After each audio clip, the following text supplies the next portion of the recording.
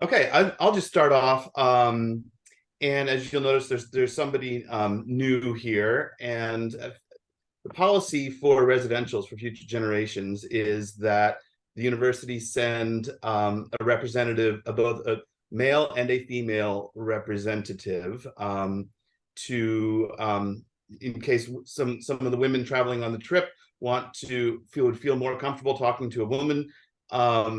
Then we have that option. If for any reason you don't feel comfortable coming to Dan or me.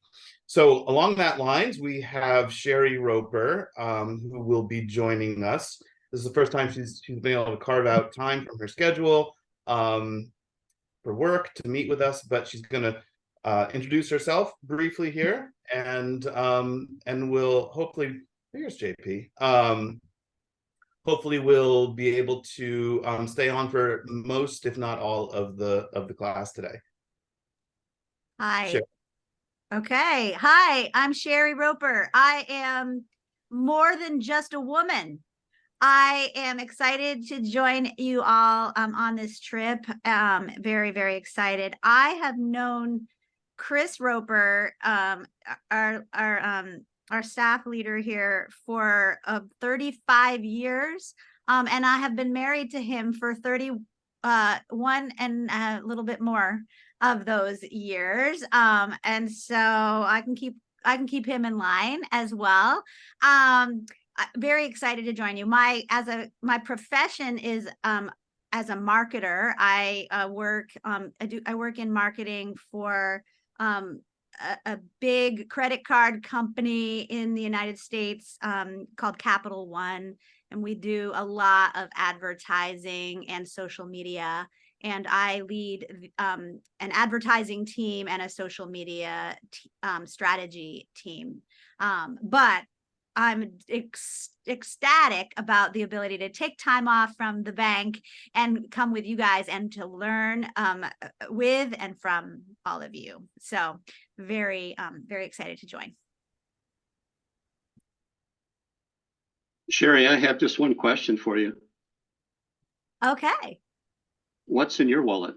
Excellent. That's you can bet that as soon as I started working there, I needed to make sure I had a Capital One card in my wallet. And I was recently able to go to one of our ad shoots where John Travolta got to say that for us, and it's just a delightful thing. So thank you. Thank you for that soundbite. In your next ad shoot, I'm happy to say that for you. Okay, that was a pretty good audition, actually. So it'll be less expensive than John Travolta. All right. For Rachel and Gowry's benefit, that is their commercial, What's in Your Wallet? So I just wanted to show that I pay attention to some commercials.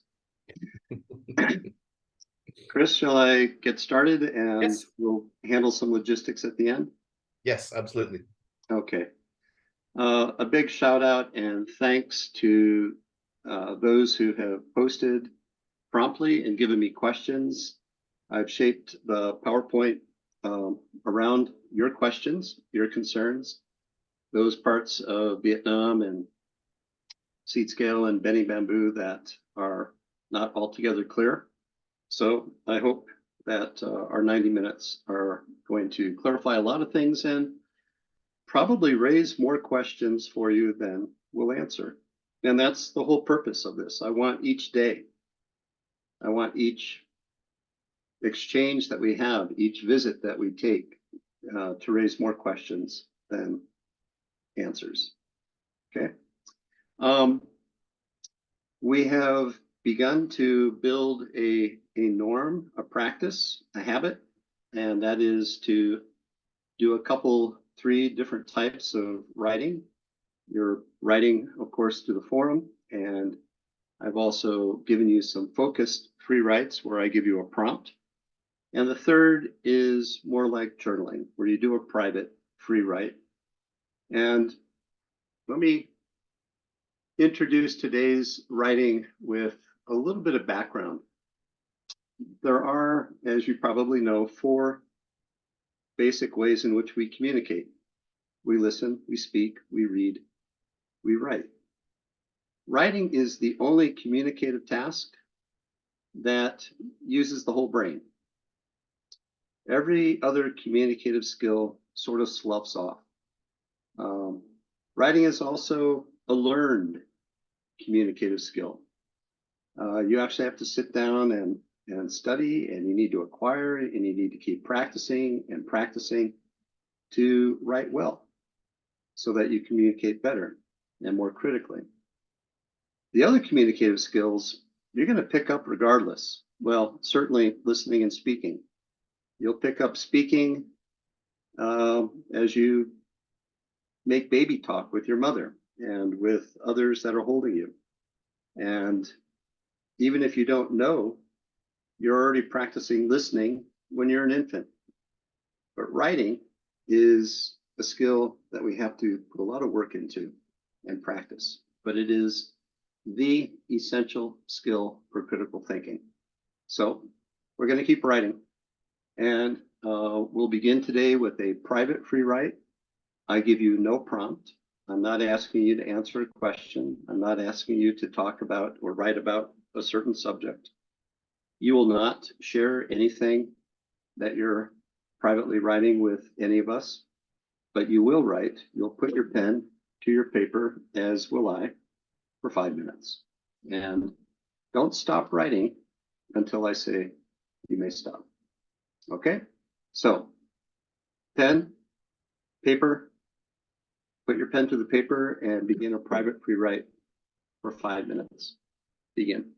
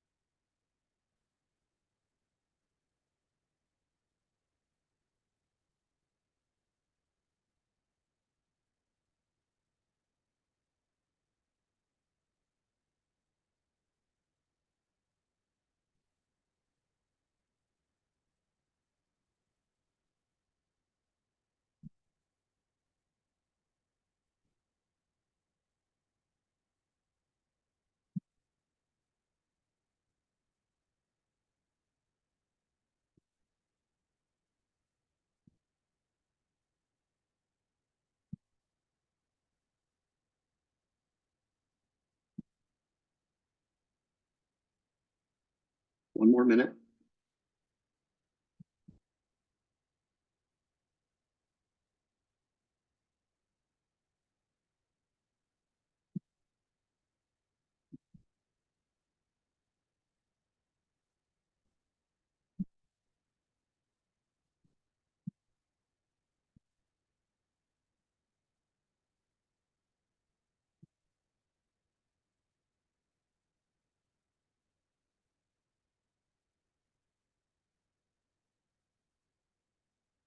And stop. Thanks very much for doing that.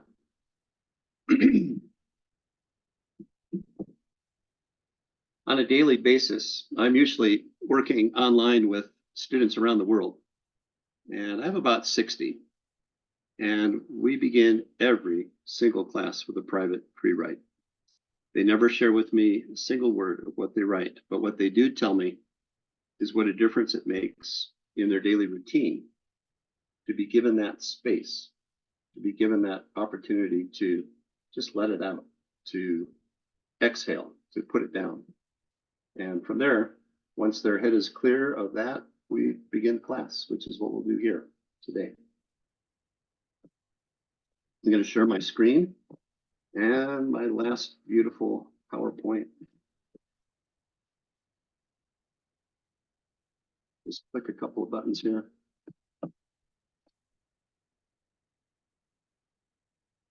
Okay. So here we are, part 3, already into December.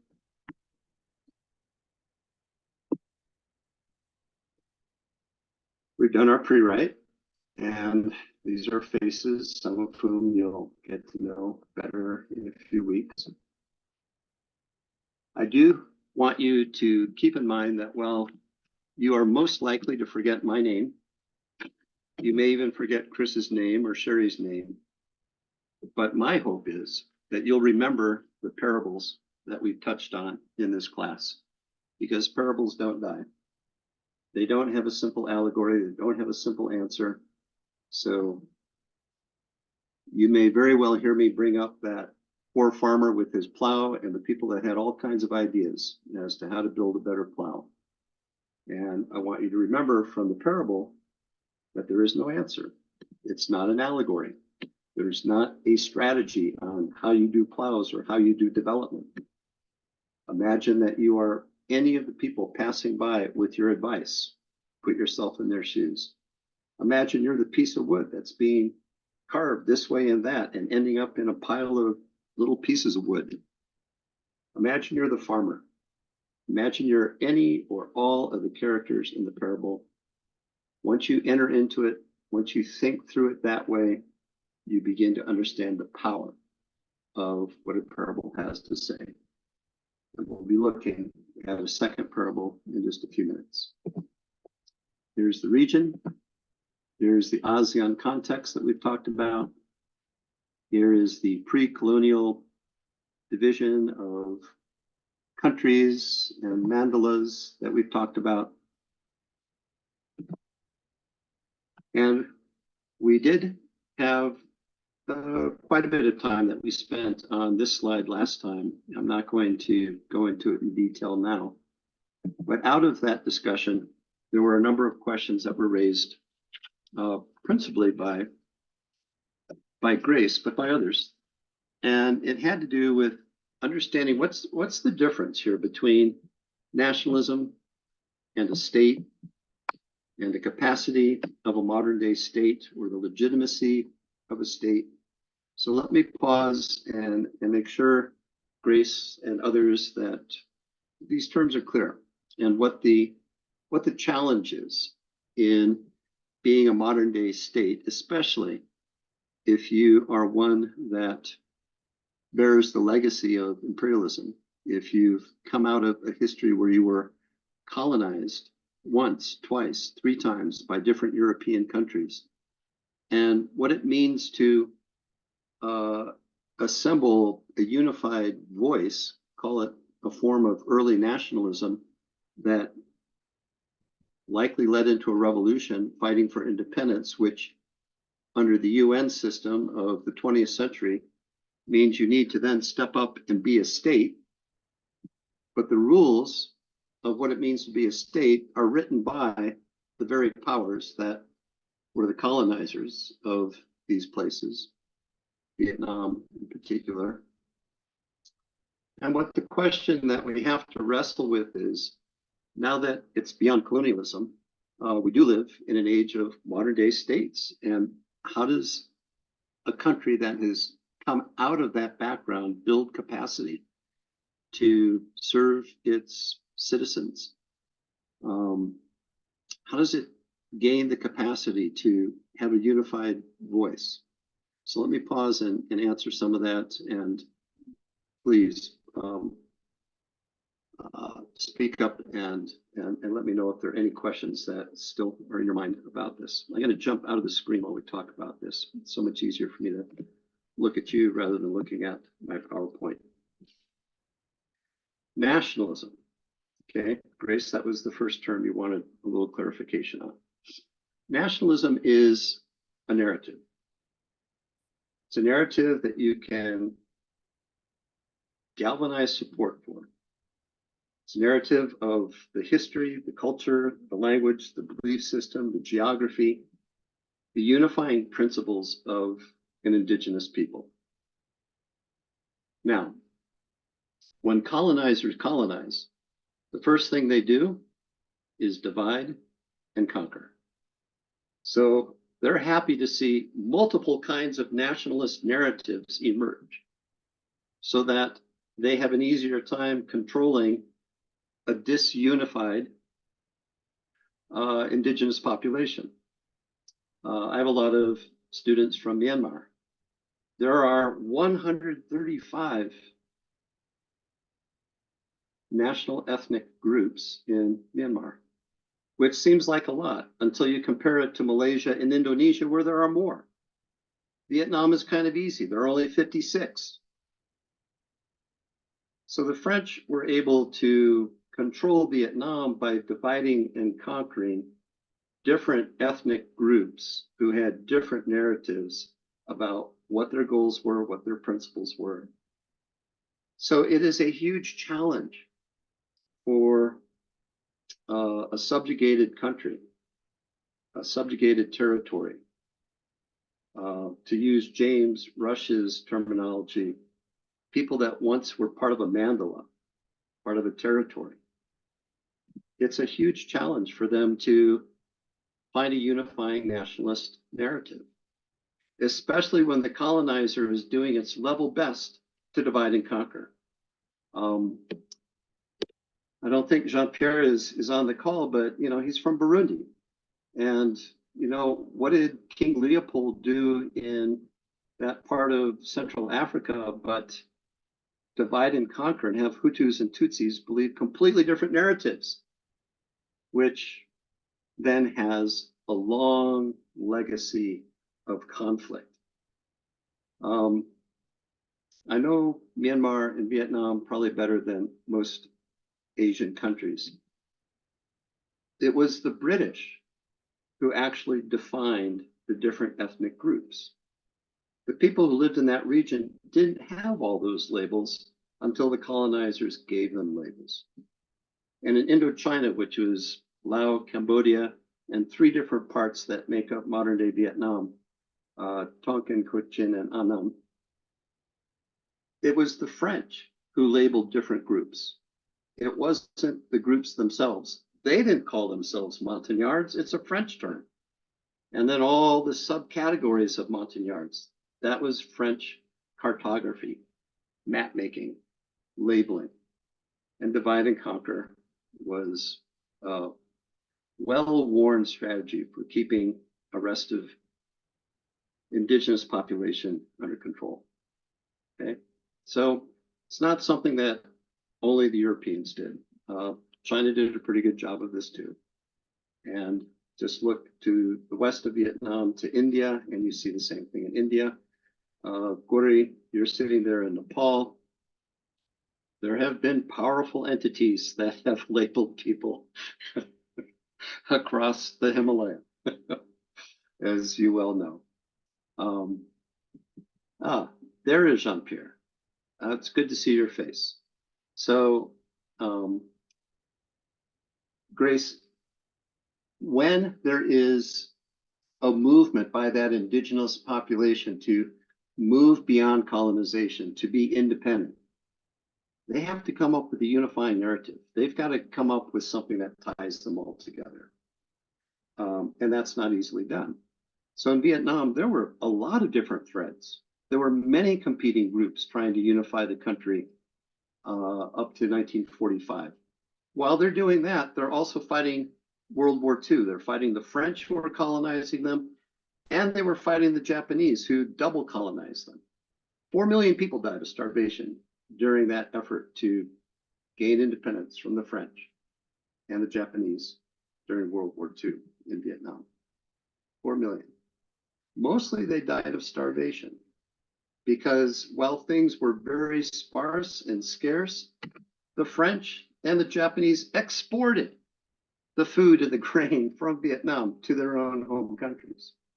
So I give you a parable later, and we'll talk about Amartya Sen's parable of Annapurna. He gets the Nobel Prize in economics for explaining things through that parable that I gave you. And his conclusion is, there is no natural famine. Famines are constructs of people. And what happened in Vietnam during the 1940s, where millions of people died, was a construct of colonizers. It was not a natural phenomenon. So out of that comes a narrative. Why did the communists, why did the Socialist Party rise to the top of that nationalist narrative? It's because they were the most organized and they were disciplined. And they were also at times quite brutal to make sure that it was a unified narrative, not a splintered narrative with many different variants. Now, once you're independent, and it's after World War II, and the UN is explaining these are the norms of what it means to be a modern day state, the irony is that all of these former colonies have to live up to what it is to be a state. And the rule book is written by the former colonizers. And how do you build your capacity? How do you build a bureaucracy? How do you build an education system, a health system, roads? How do you do all of this? And mind you, this is in a bankrupt place because the colonizers have probably left with the resources. They've probably left with whatever money was left in the bank. So you're bankrupt, your resources are extracted, and you've got to build from scratch or from a deep hole. Okay. Legitimacy is the next key term. Legitimacy. It's not whether or not a new state is capitalist, socialist, authoritarian, autocratic, democratic, anarchic. It doesn't matter which of those things it is. The question is it legitimate? And legitimacy is that the people see enough forward movement that they will do as this new state government is telling them to do. They will abide by a new set of rules, new boundaries as to how to behave socially and politically, if they see that the new state is growing the capacity to give the people the things they need to live. All right. I appreciate, as well as anybody on this call, that Seed Scale is talking about things that happen at the community level. But a community is not in a vacuum. A community is part of a state, and a state is part of a region, and a region is part of global affairs. So what is happening at Seed Scale community level has to be in sync with what is happening at the state level. And we talked so much in Seed Scale about seed and not a whole lot about scale. But if you take scale to its endpoint, it's state, regional, and global thinking. So we'll get to that in a little bit. Across East Asia and Southeast Asia, you have a lot of one-party states, single-party states, whether it's The PAP in Singapore, which is fat and rich and happy, but authoritarian, or the junta in Myanmar, which goes by no name other than the military, or the Sultan of Brunei, who's an absolute monarch and incredibly wealthy with all of his oil wealth, or in Vietnam, the Socialist Republic has a Communist Party as the only organizing party in the country. There are not two or three other competing parties against the Communist Party. There is one party. But that is true of most of East Asia. And in those states where it's no longer the case, not so very long ago, it was the case.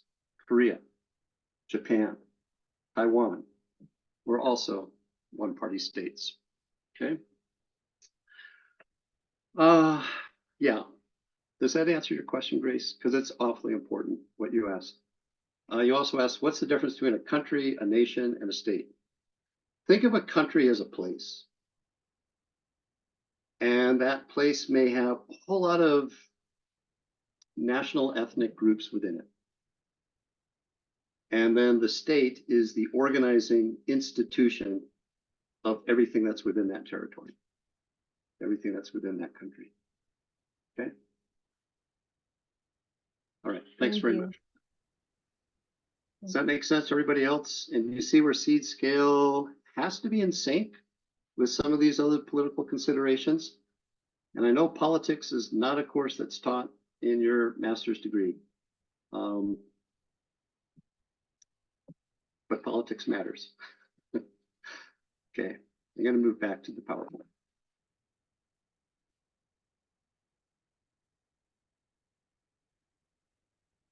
So here are some questions that I took from reading the what was on Moodle. So that long thing I just did was Grace's first question: Mandalist nationalities, colonies, nations, states, capitalism. And she asks, if the Vietnam Ministry, here the Ministry of Education and Training, controls educational curricula, can students learn seed scale? And then related to that, she asks, how does a new curriculum spread, whether it's Benny Babu or something else? And then she asks a Cold War type question, because this comes up at the end of M, and it's also mentioned in George Black's book, The Long Reckoning. And this is a quote: Vietnam was an important part of a larger strategy. Okay, lots of good stuff there. So let's take them one by one. They follow from what I was just trying to describe. The ministry does control the curriculum, and nothing can be taught in a public school that is not approved by the Ministry of Education and Training in Hanoi. And that ministry in Hanoi gives a directive to 63 provincial departments of education and training. So MOET, the Ministry of Education and Training in Hanoi, 63 departments of education and training spread across the country, province by province. Everybody in the ministry that has decision-making power, everybody in the departments of education and training at the provincial level is a party member, every one of them. They have control over the curriculum, and you'll see and learn and hear from our colleagues that we spent years with permission from the Department of Education and Training to keep doing workshops. We provided 63,000 hours of training received by hundreds of teachers.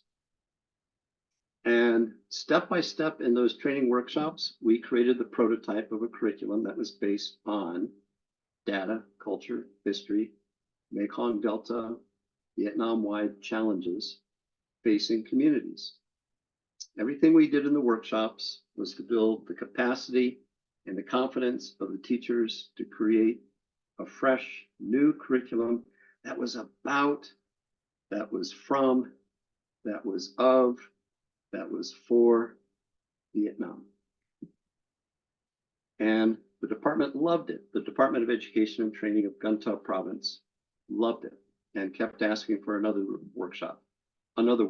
They kept giving us more teachers. They extended the hours of the workshop. So we did 8 hours a day for 3 weeks straight or 2 weeks straight, depending on what time of year it was. It was intense. But the Department of Education and Training in Kanta still has to have permission from the Ministry of Education and Training in Hanoi to introduce any new curriculum. And that's where things are stuck right now. The teachers have given their prototype to the department in Kanta, and the department is saying, we need permission from the Ministry of Education and Training in Hanoi for you to use this across the province. And until the ministry in Hanoi says so, keep using the curriculum that they've already approved. Is that frustrating? No. Come up with a far stronger word than frustrating. Is that fair and just? It goes back to what we were just talking about. What's legitimate? Who won the revolution? Who had the unifying narrative? And think in your own context, whether it's Nepal or Burundi or Zimbabwe or the United States, whether it's West Virginia, Colorado, where I live, or Florida. Think how political education is. There probably isn't anything more political than how we educate and what material we use for education and what publishing house states turn to for the material that they purchase. When Florida decides on a statewide curriculum, it decides. When Texas decides, when California decides, when Colorado decides, it is deciding for the benefit of every school district in that state. And I can't speak for 200 different states on earth, but I haven't found a political system yet where one of the most political issues there is how we educate our youth. So the Future Generations graduates, the 11 of them, and long before them, there were 2 in the Faux Masters way at the very beginning. So there have been 13 graduates of the master's program in Vietnam, but we're dealing principally with the 11 who finished in 2020.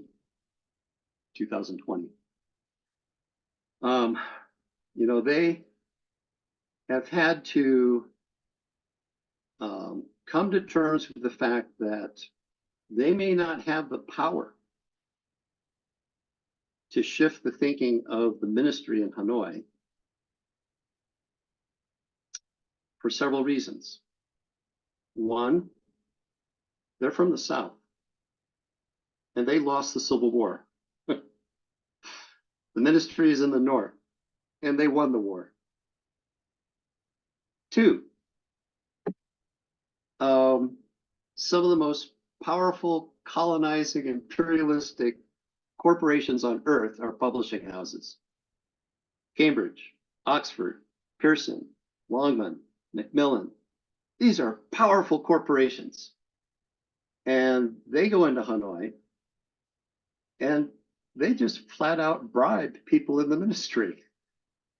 And they give, the children of the ministers in Hanoi scholarships to earn an advanced degree in London.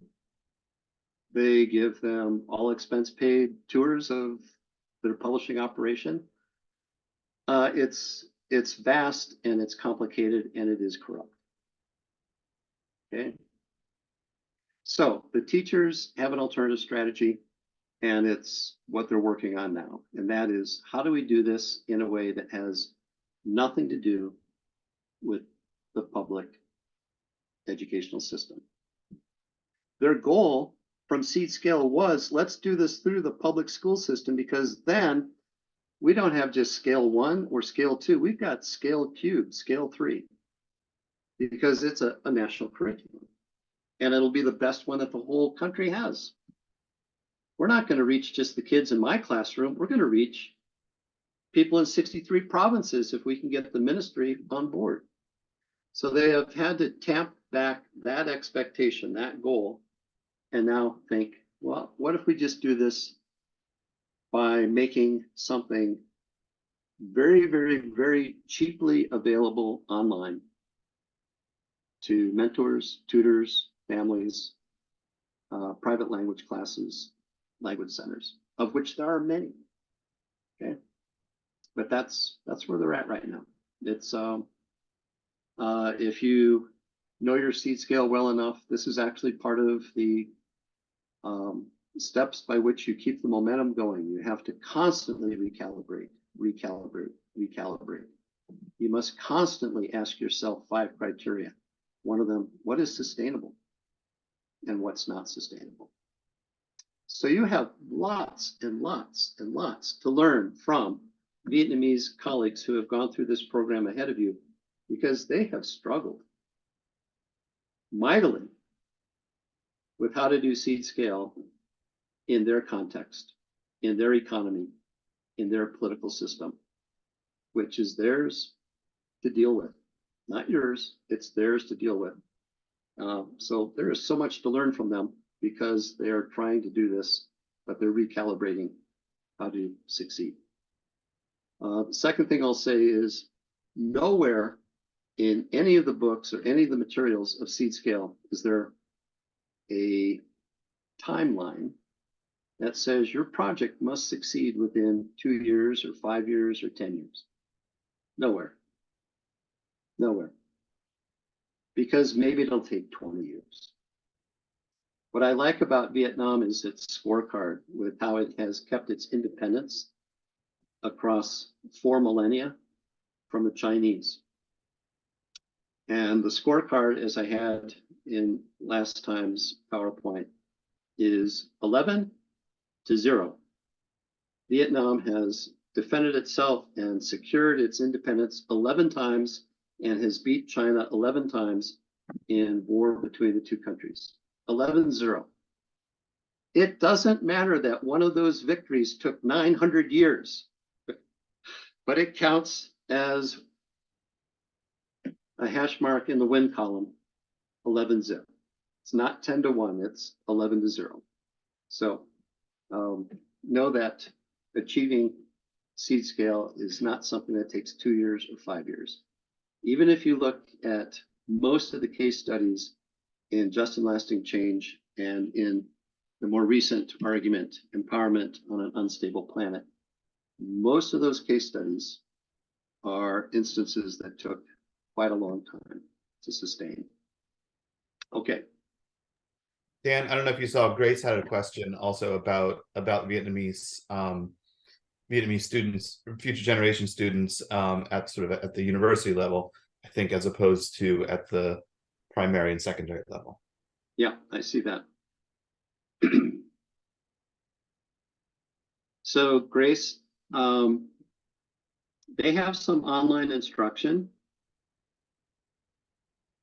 but it's not, if it's done privately, then it's going to be limited in scope, and it can be done outside the purview of party if, and let me underscore if, the VPN, the server, is not in Vietnam. If the VPN is in Vietnam, then the ministry has total access to it, as does the Ministry of Interior and the Ministry of Foreign Affairs. Okay, and that's why, frankly, we're having these political discussions with you without the Vietnamese present in the class, because I don't want to put a single one of them in an awkward, uncomfortable, politically charged, bad spot. I'm very careful not to do that. Very careful not to do that. My instruction with my students across Southeast Asia is entirely through a secure Singapore VPN that no junta can crack into. Same reasons. Same reasons. Just, does everyone know what a VPN is? I realized some people might not might not realize that a VPN is virtual private network, so that you can log into a VPN, hopefully from wherever you are, but not look like you are in the country where you're at. So the Vietnamese can study online with future generations because they're logging in to somewhere in the US, and the Vietnamese government doesn't control that. Right. Okay. And So then your second technically, they're question. not allowed to study at international online universities per No, the they are. government. They are. But I was awfully careful that nothing we did when they were taking their future generations classes crossed any political line. And that's why we're having Okay, this conversation outside of Vietnam and outside of their purview. We have Communist Party members in the cohort and non-Communist Party members. And frankly, the party members enable much of what we were able to do. And they're actually the ones that are enabling your trip. It's not the non-Communist Party members enabling your trip. It's the party members who are. Okay? But, let's just get the politics out of the way so that when we're there, you can see how things work. From the perspective and in the voice that the students themselves will use. Right? If we had just jumped into all of these topics on the ground there in Vietnam, it would have been messy very fast. It would have been uncomfortable very fast. And Liz and I, my wife and I, are now 34 years into a very good relationship with Vietnam.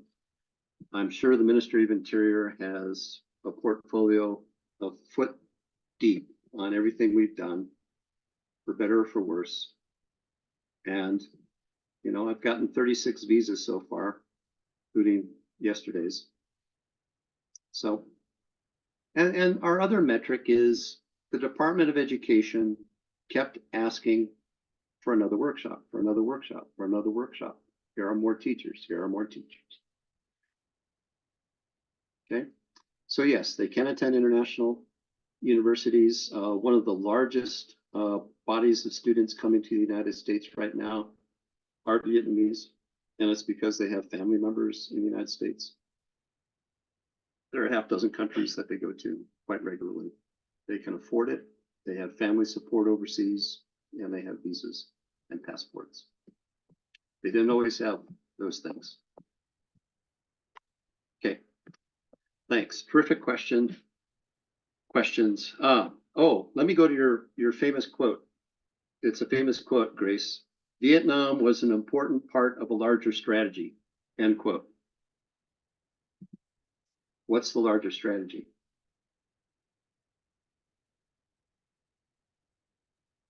from what I read, the strategy between the powers of China, US, and Russia, or whatever it was called, The Soviets. and Soviets, they wanted Soviet, yeah, they wanted to have the power. Like Vietnam was like a key part of the puzzle. So I don't know what the proxy. Vietnam was a proxy war in the middle of the Cold War, principally between the Soviets and the US. China was part of the Cold War, but it was autarkic. Autarkic meaning it really did live behind the Great Wall. Its economy was contained. It didn't carry on trade except for Hong Kong. Hong Kong was an outlet of Chinese produced goods to the world. But the important part there is that Vietnam was part of somebody else's strategy, which was just, an extension of all those decades and centuries of European colonialism and imperialism. And Vietnam paid a terrible price by insisting upon its independence. In 1997, former Secretary Robert McNamara, so he was head of the Pentagon, Secretary of Defense. And the American War was often called McNamara's War because he was the principal strategist for the United States for 7 years. He and Henry Kissinger, who died last week. But McNamara, in his 80s, before he died, he published a couple of books. And in those books, he was trying to get very high-level people in Hanoi to meet with very high-level people from the United States to talk about mistakes made during that war. And he wanted leaders at both sides to own up to mistakes that they collectively made that resulted in millions and millions and millions of people dying. And what McNamara's mission was, if we can learn from our mistakes, then we don't have to repeat them. Okay, let me ask you, how well do you think his thesis was received in Hanoi? I was one of 12 people allowed to sit in on this conference. I was a fellow working and researching in Hanoi at the time. And my job was teaching for the Ministry of Foreign Affairs of Vietnam. I was the only American allowed on their campus, but I was teaching international relations for 3 years and international law. So do you think McNamara's thesis was endorsed by anybody in Hanoi?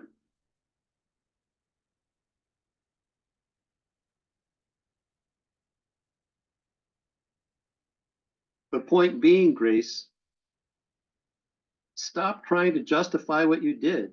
You treated Vietnam as a small piece. You probably could not even point to it on a map, but we were part of your Cold War.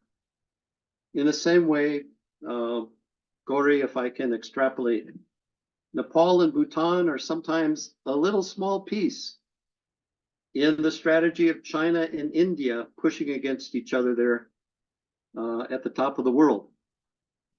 And Jean-Pierre, the history of colonization and imperialism in your part of Africa, goodness, Uganda, Rwanda, Burundi, you've been little pieces in major powers pushing for control over resources and people and land.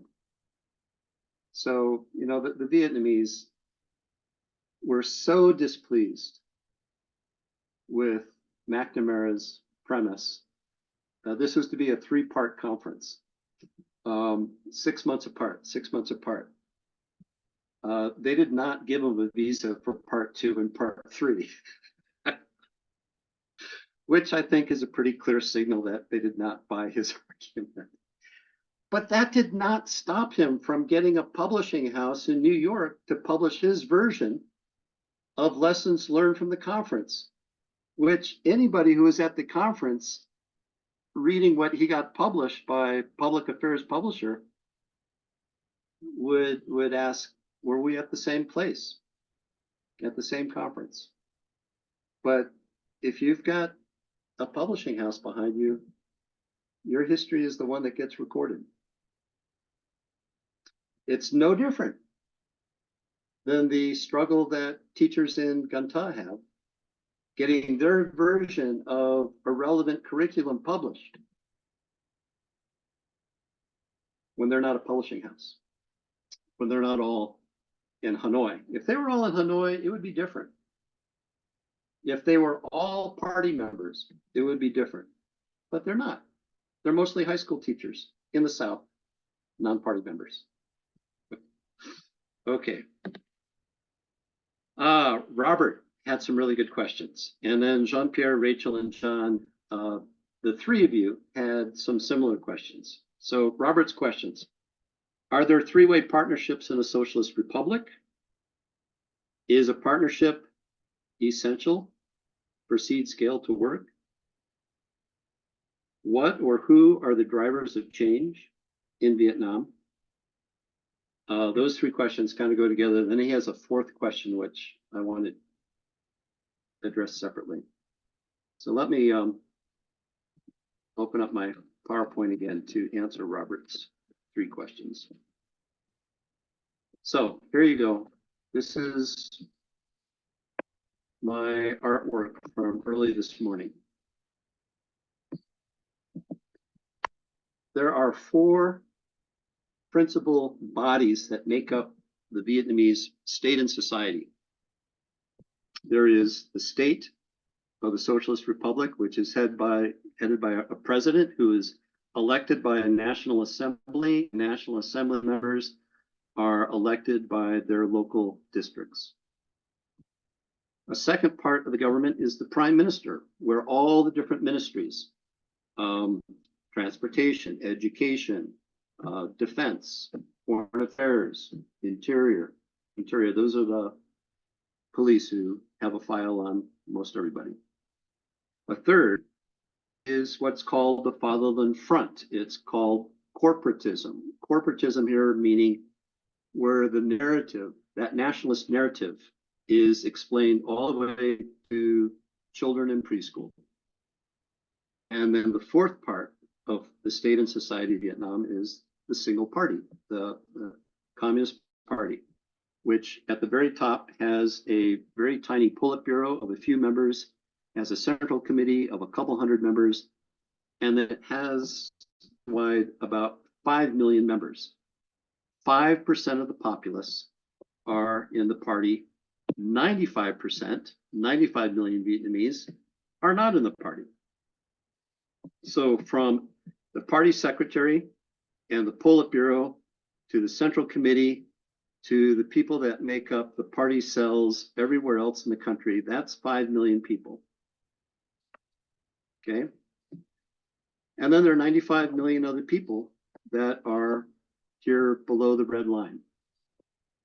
I put the red line there because it's party members who are at the top of each of these four parts of the country. And they're the ones that control that national narrative and explain things. So that sounds, well, kind of not a partnership, right, Robert? I'm not sure if you're able to hear or if you're listening. Okay, so Grace asked, by party member, does that mean you support the party? No, it means that you've gone through a long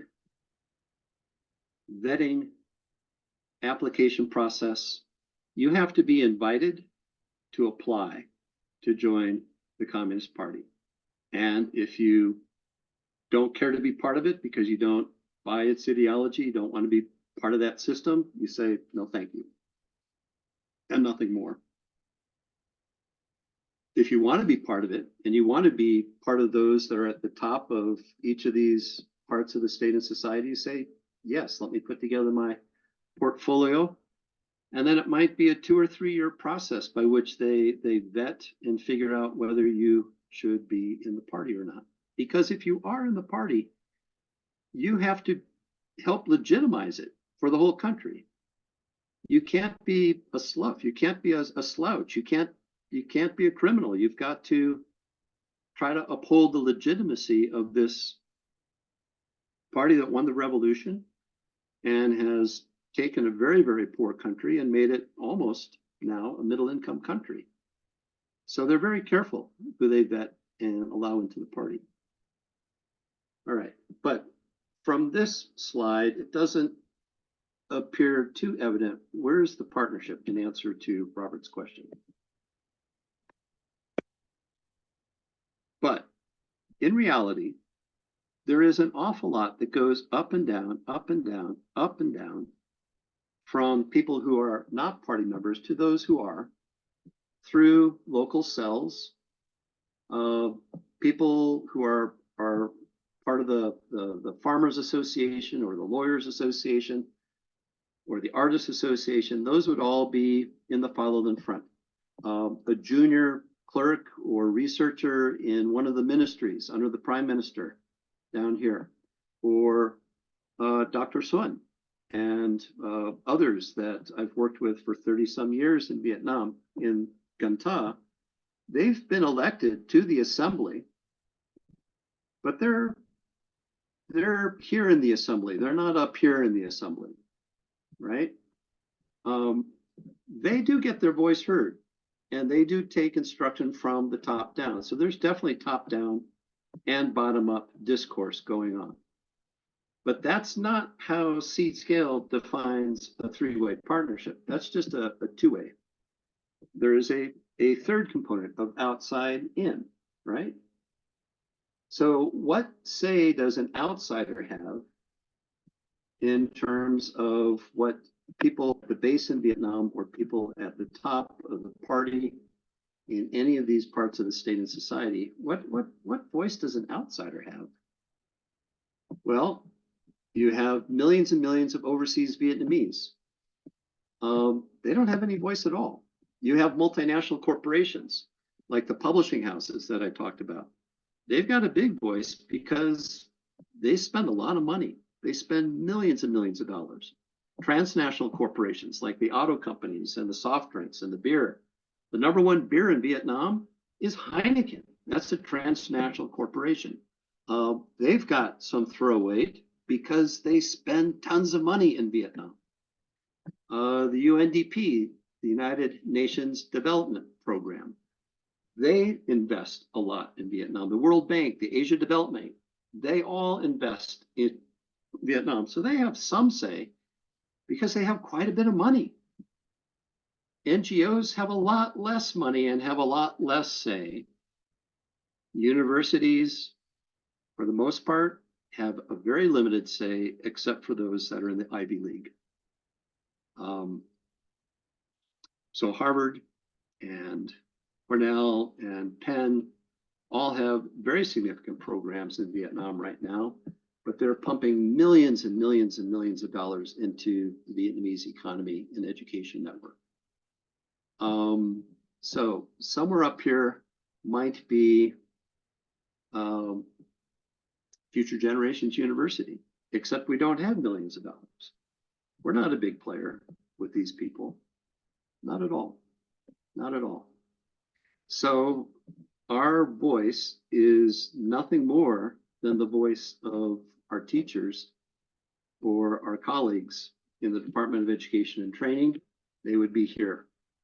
Or Dr. Sun and others who would be here. Or the teachers union, which would be here. Or those members in our cohort of 11 who have recently graduated from the masters, those who are party members, they're part of the cell. So that is where our voice is in the system. So what gets communicated? That's another question that Robert and others had. ASEAN gets its development theory of change communicated. Modernization theory is what the corporations at the top of this screen, they get that communicated. Socialist and communist theories of change, they get very well communicated. China's Belt and Road Initiative, which invests billions of dollars, it gets communicated. The huge NGOs like Oxfam and World Vision, their word gets communicated because they're spending a lot of money. Neoliberalism, the marketplace, it gets its message out there. How does Seed Scale get its message out there? It's not spending money. It doesn't have political might. Future Generations is not an Ivy League school. So how does Seed Scale get out there? It was getting out there very effectively through teacher workshops as permitted by the Department of Education. And the strategy is to figure out whether it can build on those workshops to give teachers online material. And the teachers would have to earn some money by providing the workshops and providing the online material so that they can afford to give their time to the project, because that's the only way to sustain it, is if they can generate their own income by doing this sort of service. Okay, that's how Seed Scale. is introduced in a curriculum. Now, is there anybody else? Is Cornell teaching seed scale? Is the World Bank teaching seed scale? Is Oxfam? Is World Vision? No. No. They're doing many of the same practices. They haven't put it all together into one tight little package called seed scale, but many of the things they teach are similar. All right? Don't walk away from your future generations degree thinking that nobody else on earth is doing many of the things that are in seed scale. It just is not necessarily packaged neatly with 4 principles and 7 momentum steps and 5 criteria for testing whether or not seed is happening. Okay. So the last question that Robert had, and is he with us, Chris, or not? Yeah, he's here. I mean, or his icon is here. His icon is here. His last question was, after the readings that we did for this week, there's clearly suffering in the world. And his famous quote from what was posted on the Moodle forum, you give it your best shot.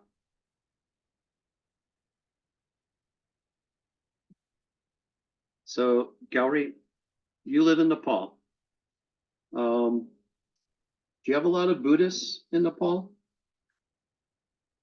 Do you have many Buddhists?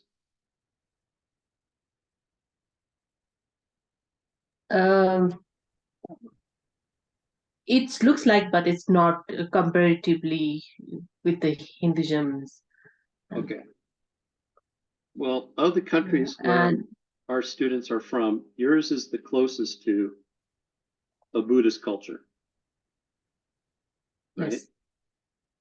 Yeah. So you give it your best shot would not pass in Vietnam as a good Buddhist answer to there is suffering in the world. The basis of Buddhism is there is suffering in the world. That's the fundamental truth. There is suffering. Yeah. And the second principle of Buddhism is, and why is that? It's because we hold on to things, we desire things, we covet things. We put pleasure and possession above all else, and that causes suffering. And the third lesson of Buddhism, which most Vietnamese would take to heart, is, well, there is a way out of this. Let go. Possess less, covet less, control less. And the fourth part is, well, how do you learn to do that? And it's following the Eightfold Path of right living, mindfulness, and all the rest. Well, Vietnam, while a socialist republic, does have a very strong Buddhist, Confucian, and Taoist, and in some parts of the country, a strong Catholic religious component. So the first three, Buddhism, Taoism, Confucianism, are sometimes treated as very, very closely aligned. Separate, they're different, but they're not in opposition to each other. They're in alignment with each other.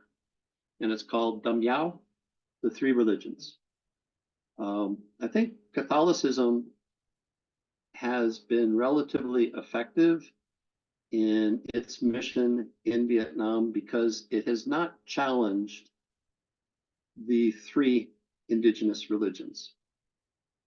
Whereas Protestantism has just a few adherents in Vietnam because in Protestantism it says you're either a Protestant Christian or not.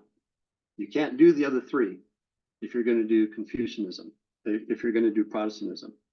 Whereas Catholicism allows the three plus Catholicism, so you have four things together. And we will go to a Gaudai temple. So there's actually a very important fifth religion in Vietnam, which takes suffering very, very seriously, very seriously. And it is called Cao Dai. And it is a very important indigenous religion that you'll find only in Vietnam. American soldiers coming home from the war brought the transcendental meditation movement. That's Cao Dai. Okay. But the Cao Dai temples are rather remarkable, and it's a combination of Buddhism, Confucianism, nationalism, and Christianity, those four things. So take suffering seriously, especially in a Buddhist country. That is the foundational principle.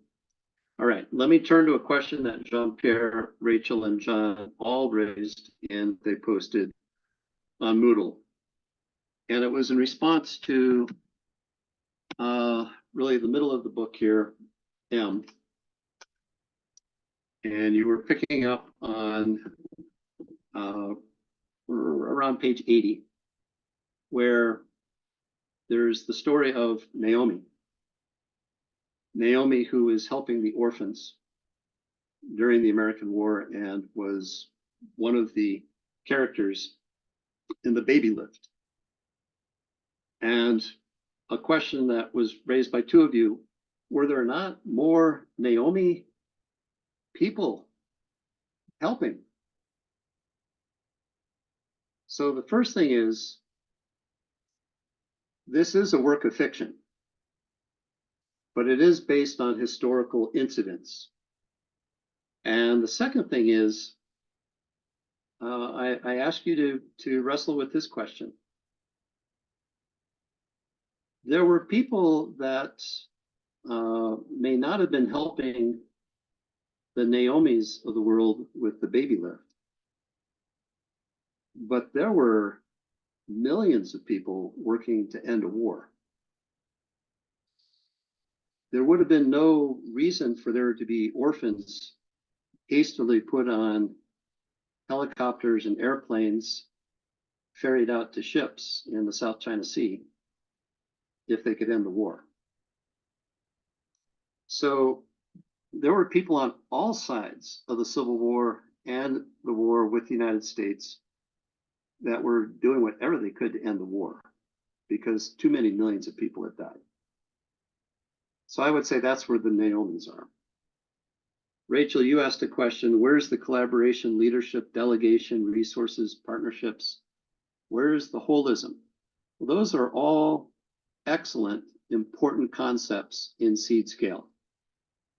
And all I can say is to end a war that was this massive, that was a collaborative effort. We're going to go to the bowels of part of the war effort in two different ways. We're going to go to the command center of the US military in the basement of the presidential palace. The people that were fighting against that command center had basically no technology, and yet they managed to defeat the most powerful military on earth. We'll also go to a museum of war atrocities, and we'll see the other side of just how much suffering there was and is. One of the people that will help our learning on this tour, I don't know if this colleague of mine is going to be willing to share this part of his family history. And I'm not going to point him out and say, this is the guy. I'm going to let my colleague share this part of his story if he wants to. But he is the only child in his family. The only child in his family born without severe birth defects. Every other sibling in his family is part of that generation to generation to generation to generation to generation disability because of the chemical warfare that I asked you to read just a little bit about in the long reckoning. So Grace, you wrote eloquently about how hard it was to read those pages. And I gave you just 20 pages of a 400-page book. It's real hard reading. And in M, at the end, if you have it, at page 133,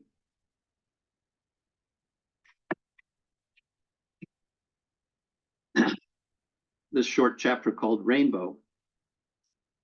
The rainbow represents hope, joy, perfection, and yet the word rainbow was chosen to designate the herbicides poured down on Vietnam, those substances that caused the cancer of Dum. Who, as a child, had seen leaves falling from the plantation trees as if autumn had crept between the seasons of heat and of monsoons. Imagine what there was. 20,000 flights flown, 20 million gallons of defoliants and herbicides, or more than 80 million liters spilled widely as from a storm, 20,000 square kilometers contaminated. That is to say, beyond the horizon line. 24% of Vietnamese territory sprayed with these rainbow colors. 3 million human beings poisoned, and at least 9 million near and dear to them in mourning. 1 million congenital malformations as proof of human genius.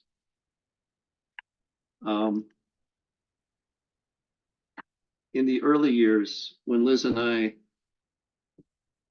were the only Western people living in the Mekong Delta, we were there not just for education, but reconciliation between two countries. So we were introduced to a lot of people that were the victims of that chemical warfare. So I've met people who have one eye in the middle of their forehead. Not these two. No mouth, no nose, no ears, no backbone. Can you imagine being a human with no backbone? And it goes on and on and on. So, in answer to a number of your questions, to put an end to that, that is a feat of collaboration and leadership and resistance that is phenomenal. So,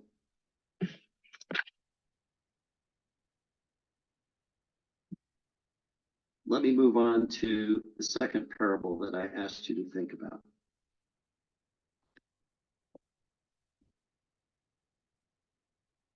Okay, so any questions at all about how state and society and outsiders interrelate? Then let me ask you this.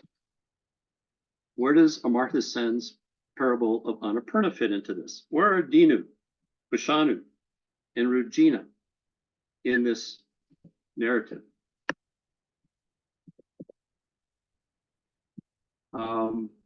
Dinu in the parable is the poorest. Vishanu is the unhappiness.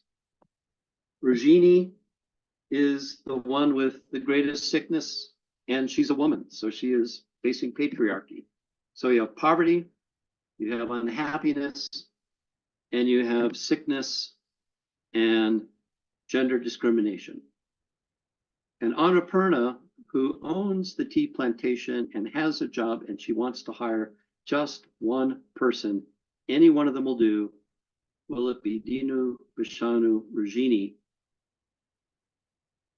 What does this parable have to say about a situation here in Vietnam or any country, be it Nepal or Zimbabwe or Burundi or the United States?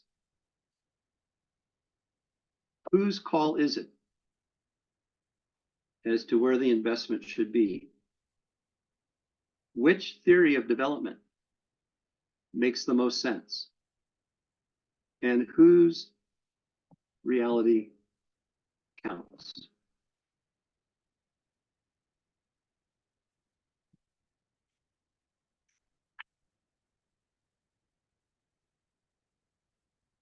Do we just do development for the poorest?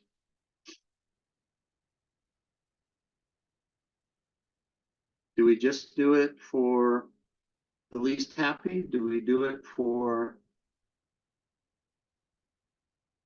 just girls or women because of gender discrimination? Or do we just do health ministries and development work?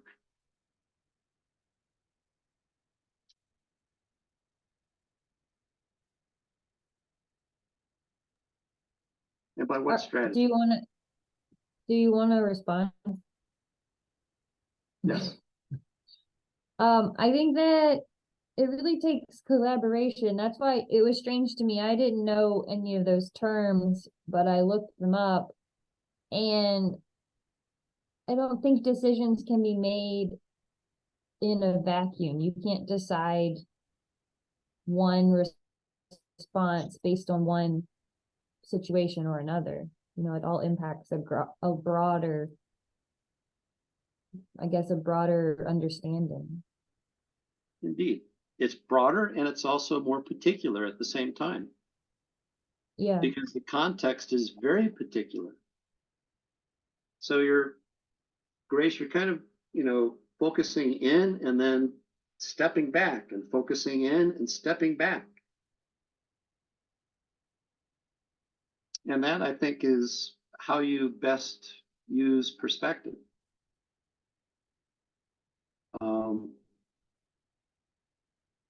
You've been part of the master's program, if I'm reading the forum correctly, for 3.5 years, right? So you've gained a lot of perspective, but you've probably gained more seed scale development process theory than anything else. But I believe you probably had a course with Dan Robeson, right? At one point? Doesn't sound familiar. Okay. Doesn't sound familiar. All right. Somebody along the way should have asked you, Grace, what is your theory of change? Did somebody ask you that? Chris Roper, maybe? I don't know. In some ways, sure. In other words, sure. After 3 years, you need to be able to say, this is Grace's theory of change, but I need to hear other people's. And I need to examine it in their context. So in West Virginia or Tennessee or Kentucky, seed scale might be absolutely perfect, giving a local context. And in Kathmandu with Karen Scherer, I know seed scale fits that context. Now Wong has been a colleague of mine for 25 years. But in a socialist republic, what is the guiding theory of change?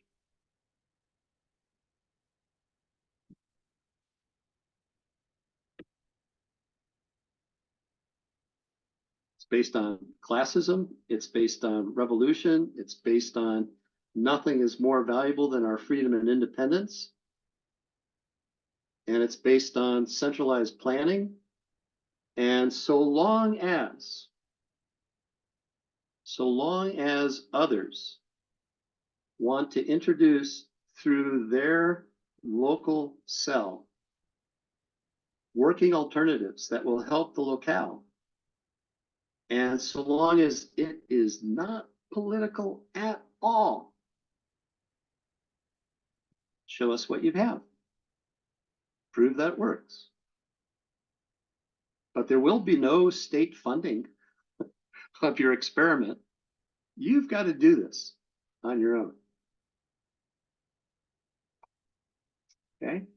So I think that really pushes the envelope on how to be really creative. That if you want to make this change happen, you have to do it without any outside money, without outside incentive. It's got to make total sense in your context. Total sense. All right. I want to get to M because this is such a good novella. So the last couple of slides I have are from M. We talked about this and you did a focused free write last time on how the novella affected you. What was your emotional response? And we looked at all these quick little chapters that Kim Thuy, the author, gives us, from the rubber plantation all the way to the middle of the American War. We're down at the bottom of the list there.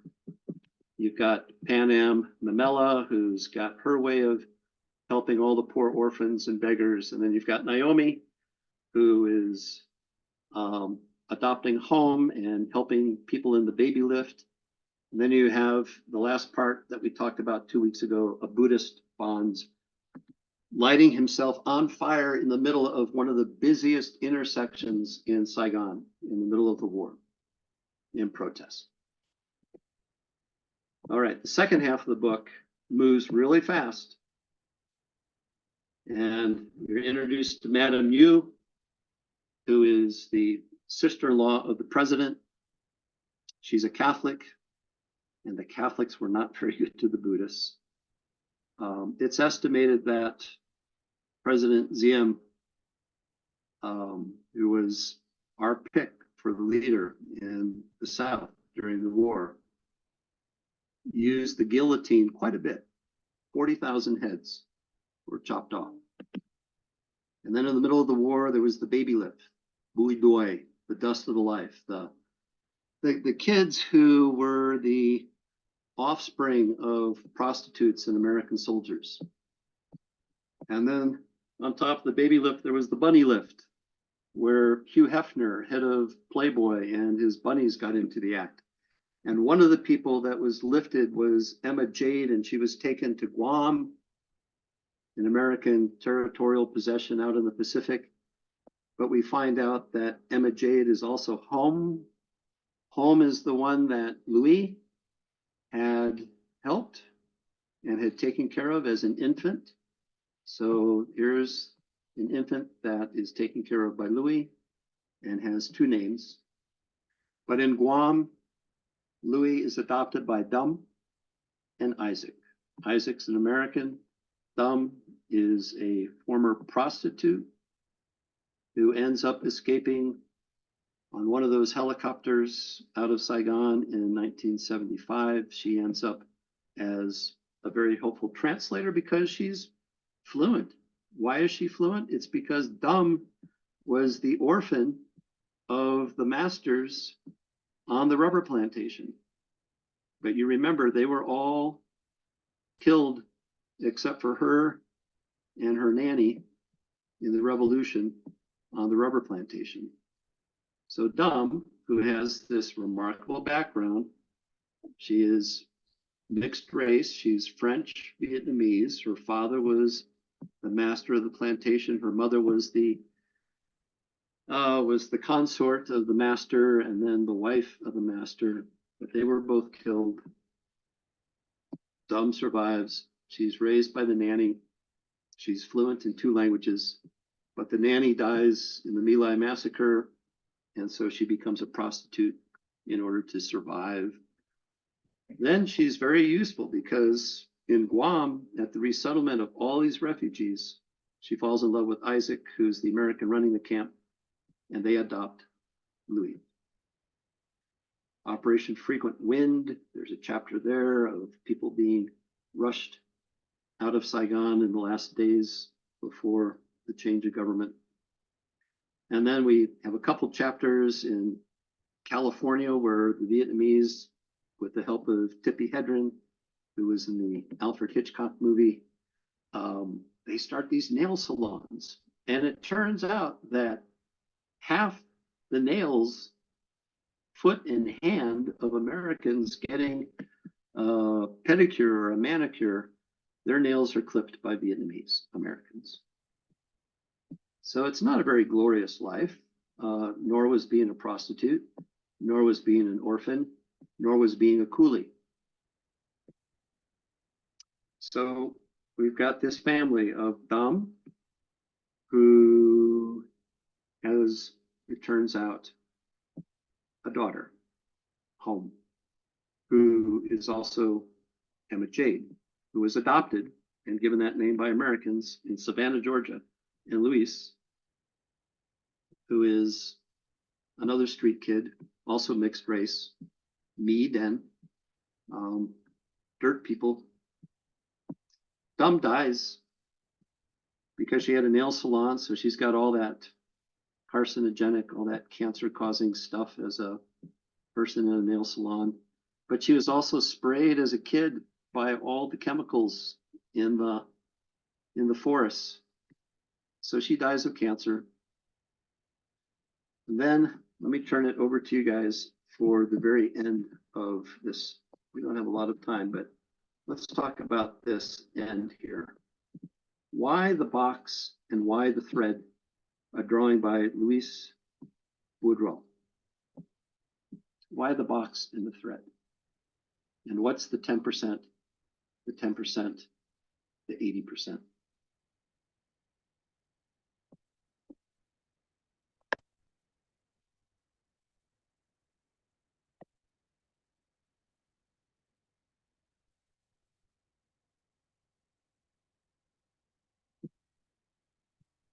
Grace, I think you wrote that you liked this image of the box and thread at the end. Looking for the page. Here it is. Page 126. Yeah, to me, it means that she wove together these threads of all these lives to, I mean, the author to form, I mean, I know that it was historical fictionalized characters, but the weaving together of threads of lives and stories and narratives creates a bigger picture, or it could be a beautiful picture, even if it's harsh. That's how I interpreted it. Mm-hmm. And the box is the box that contained all the dry ramen. So Luis raises home in that cardboard box, right? And home is the daughter of Dum, and Dum adopts Luis. And because these young people, Dum, home, Luis, become refugees. They're not migrants. They're not immigrants. They're refugees. They are thrust out into a world very vulnerable, growing up in a cardboard box. But all of these lives are connected by a thread. All these lives are connected by a thread, and that thread includes plantation owners. That was the father of Dum. It includes prostitutes. It includes people who loved each other, hated each other. It includes American policymakers, French policymakers, authors, powerful countries, weak countries. And that thread also includes George Black, The Long Reckoning, the incredible cost. So here's the principal question. How do you rebuild? Using seed scale, using any development process in theory. How do you rebuild after so much suffering? Who is legitimate to provide that leadership, to provide that narrative, to give that process that's compelling? Who is illegitimate? Who has no business telling you what to do?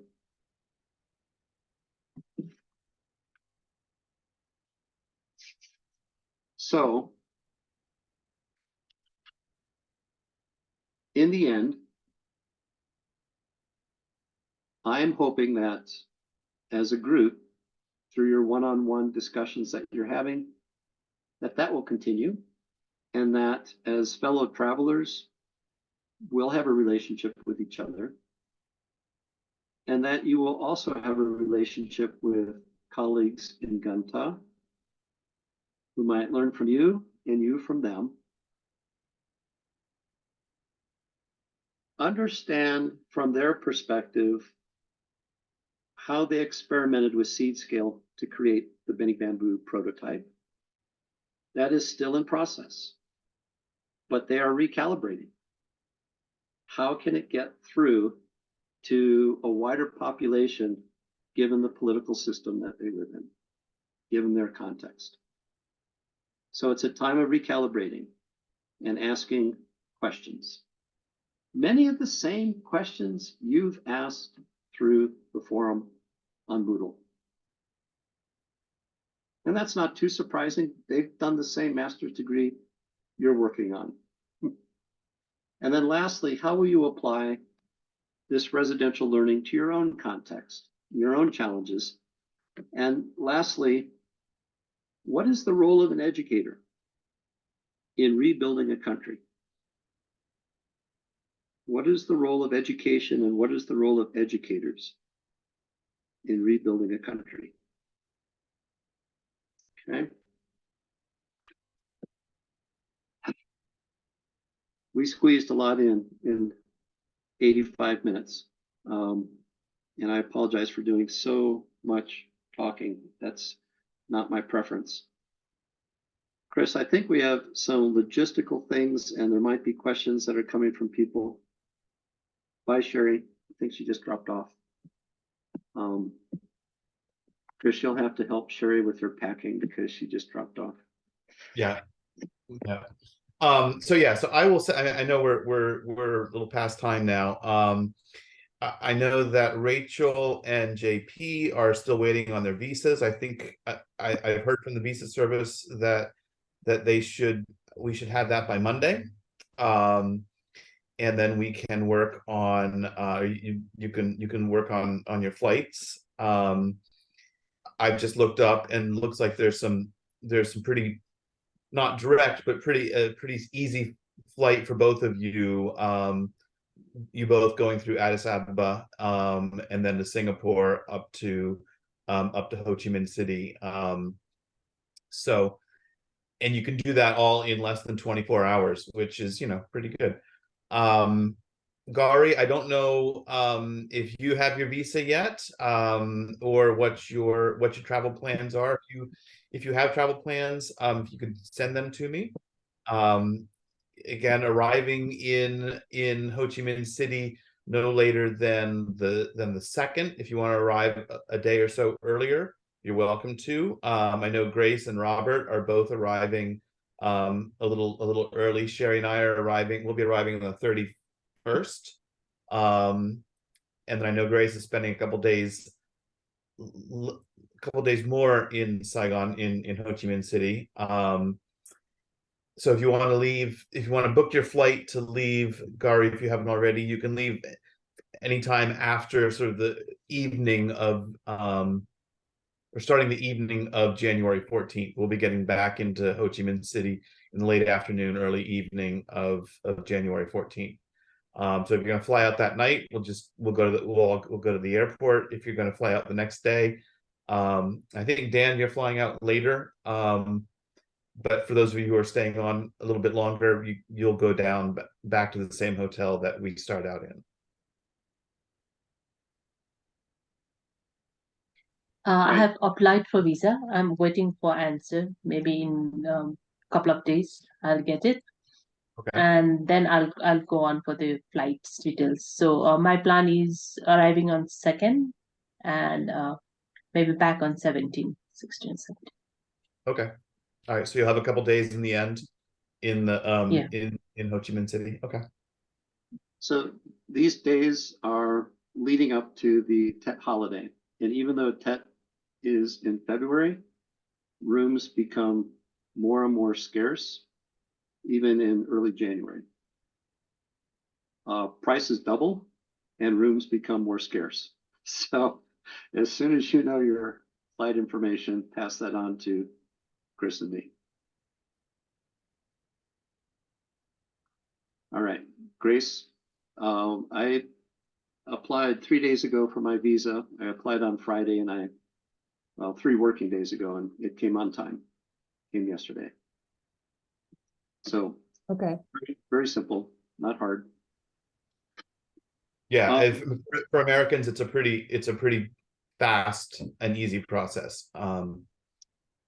I know for Burundians and Zimbabweans, it's not quite as fast and not quite as simple, but I think I'm hopeful that we're going to get them next Monday. And I don't know what the situation is for Nepali. Gara, you probably know better than I do at and this point. John's situation out of John, South they're not going to be able to Sudan. get anything for John because he is a refugee from South Sudan, living in Kenya. So he doesn't have a South Sudanese passport. He got Kenyan travel documents, but the Vietnamese won't accept won't accept a travel document because it's not a passport. Okay. So he can't. So John is out. John's out. So everyone here it's our group. It's small, but it is intrepid. Okay. Just a word on clothing. Dress comfortably. Bring one change of clothing that is smart casual. If we are meeting somebody at a university, you'll want to dress appropriately. So it's not fancy, but it's not shorts, and it's not too casual. Have shoes that you can walk in. We're going to have a pretty substantial walking tour on the 3rd in Ho Chi Minh City, and we will be walking a good bit everywhere. So make sure you have good walking shoes. Bring a swimsuit. The last 2 days we'll be at a very comfortable last resting place in Ganta that has 2 swimming pools. And it'll be hot, so you may very well want to use that swimming pool. You won't find a swimsuit otherwise, so make sure you bring it with you. The exchange rate is 24,250 Vietnam dong to a dollar. So just think 25,000 dong. All right. Start doing a little bit of math so that you can picture what things might cost. So 100,000 dong is $4. $1 million dong, $40. Okay, so you're going to be dealing in a lot of zeros. Etiquette. I don't think there's too much to stress, but if we go into a temple or if we go into a university campus, the etiquette is to be dressed right and respectful. You don't want to dress like or look like a backpacker. That scores you no points. Okay. I've had party members pull me aside at workshops and inform me that I needed to tell other professors to dress up. They were wearing blue jeans and they were too casual, and they were thought by the Vietnamese to be disrespectful. But Dan, are there different expectations for men versus women going into a temple, whether it's Buddhist or Gaodai or anything? yeah, so if we do that, a woman should not be sleeveless. You should have something that, you know, covers your arms, and nobody should go into a temple with shorts. Nobody, male or female. Okay. Otherwise, you look to be a good group. So, although Robert's got a beard, I don't think there'll be anybody else we see with a beard like Robert's. And Jean-Pierre and Rachel, you probably realize this, but there are very, very, very, very few Black people in all of Vietnam.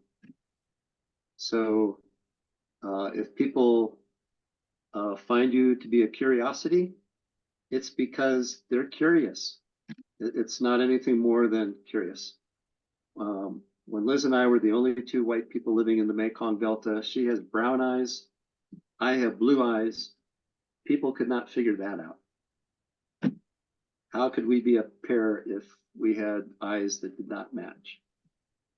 So, and we have very hairy arms compared to Vietnamese. So, Jean-Pierre and Rachel, take it in stride, smile. That's all. All right. Then Sure, do you'll be women hearing need more to from Chris cover on email. the head? Go ahead. Do women need to cover the head No, with scarf? no, no. You'll see a number of women who do cover their head with a big hat, and they'll wear long silk gloves covering their entire arm. It's because they don't want to have coloration from the sun. But this is not a Muslim country at all. I mean, there are some Muslims, but it's a very, very tiny group. So a job is not an issue. Okay. Couple of chats. What are they? Chris, anything else? We'll be communicating with people by email, right? Yes. Yeah. Okay. I will send out a bunch of information shortly, today or tomorrow, probably tomorrow, with some packing suggestions, electrical. Well, Dan, tell me, what sort of is Vietnam now like China has been, where plugs, like the actual electrical outlet can be any number of different types of plugs, or are we mostly going to see one type? It'll be one type. It's the East Asian plug. If you don't have that on your computer or phone, bring a converter. And Chris, there'll be times when we meet as a group, and I'm more inclined to people using a simple notebook, not lugging a laptop around. So maybe just as a backup, if you could bring a couple power strips, if you've got 4 or 5 or 6 people using a laptop at the same time. But I don't. No, Grace, you don't need your laptop, but you know, everybody's different. So some people, the laptop is an extension of their brain. So if you feel you need to carry it, carry it. Otherwise, leave it at home. But bring a notebook, bring a couple of pens, because you know me by now, you're going to be writing. Today we had so much to cover. I skipped over 2 writing assignments. So you'll get those later. Writing is the full use of your brain, and it's critical for critical thinking. Yes, you'll have Wi-Fi. You'll have Wi-Fi at every place we stay, to be sure. No question about it. You'll have cell towers everywhere. It's the Mekong Delta. It's perfectly flat.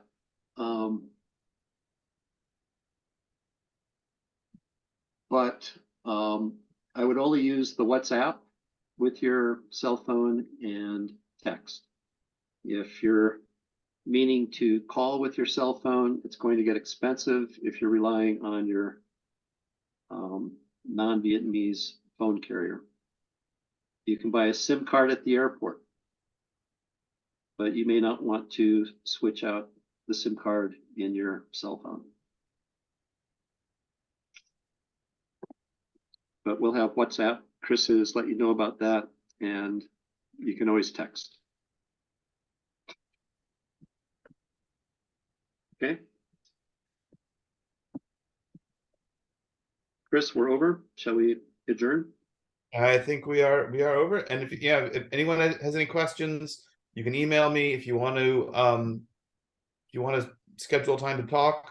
As always, you can do that.